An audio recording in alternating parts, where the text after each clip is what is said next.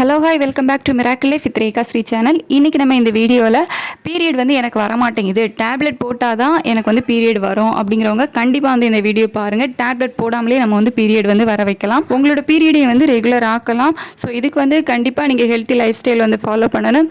Unhealthy food, வெளியே சாப்பிட்றது இதெல்லாம் வந்து கண்டிப்பாக அவாய்ட் பண்ணணும். சுகர் எல்லாமே வந்து அவாய்ட் பண்ணணும். அதே மாதிரி சின்ன சின்ன ஃபிசிக்கல் ஆக்டிவிட்டீஸும் வந்து பண்ணணும். நம்ம என்னதான் மெடிசின்ஸ் எடுத்துக்கிட்டாலும் கூடவே வந்து இந்த மாதிரி சின்ன விஷயங்கள் ஃபாலோ பண்ணும் போது தான் நல்ல ஒரு ரிசல்ட் வந்து இருக்கும்.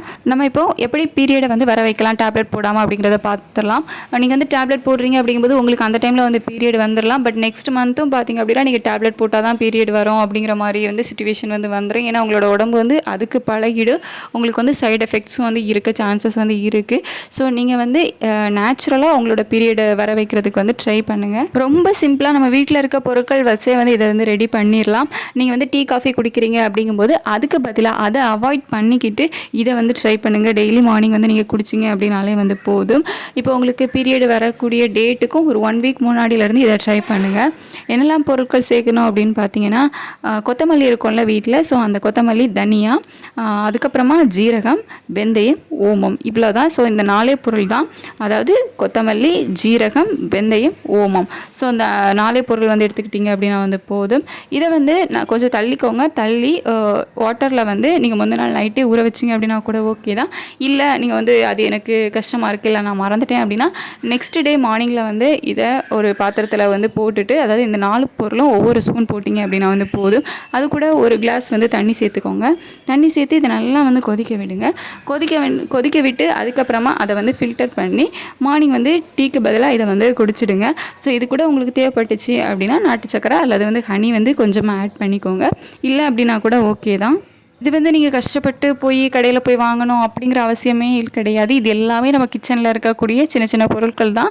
ஸோ இதை வச்சு ரொம்ப சிம்பிளாகவே நம்ம வந்து இதை ஃபாலோ பண்ணி பார்க்கலாம். இப்போது ஒரு 1 மந்த் உங்களுக்கு வந்து இல்லை எனக்கு இந்த மாதம் நான் ட்ரை பண்ணேன் பீரியட் வரல அப்படின்னு சொல்லிட்டு அதை அப்படியே விட்டுறாமல் நெக்ஸ்ட் மந்த்தும் வந்து ட்ரை பண்ணி பாருங்கள். ஒரு 2-3 மாதம் வந்து நீங்கள் தொடர்ந்து ட்ரை பண்ணி பாருங்கள். கண்டிப்பாக வந்து ஒரு நல்ல ரிசல்ட் இருக்கும். இதுக்கு முன்னாடி கூட நான் வந்து ஒரு பழைய வீடியோவில் வந்து சொல்லியிருப்பேன் இந்த மாதிரி டேப்லெட் போடாமல் பீரியட் வர வைக்கிறதுக்கு. ஸோ அதில் வந்து நான் கருஞ்சீரகம் வந்து சொல்லியிருந்தேன். கருஞ்சீரகம், ஓமம், வெந்தயம். ஸோ இந்த 3 வந்து முந்தின நாள் நைட்டே வந்து ஊற வச்சுட்டு நெக்ஸ்ட் டே மார்னிங் அதை வந்து கொதிக்க விட்டு அதை வந்து ஃபில்டர் பண்ணி ஹனி, நாட்டு சக்கரை ஆட் பண்ணி குடிக்கிற மாதிரி. ஸோ அதுவும் பார்த்திங்க அப்படின்னா நல்ல ஒரு ரிசல்ட் தான் கொடுக்கும். சப்போஸ் இது ஒர்க் அவுட் ஆகலை அப்படிங்கும்போது நீங்கள் வந்து கருஞ்சீரகம் கூட ட்ரை பண்ணி பார்க்கலாம்.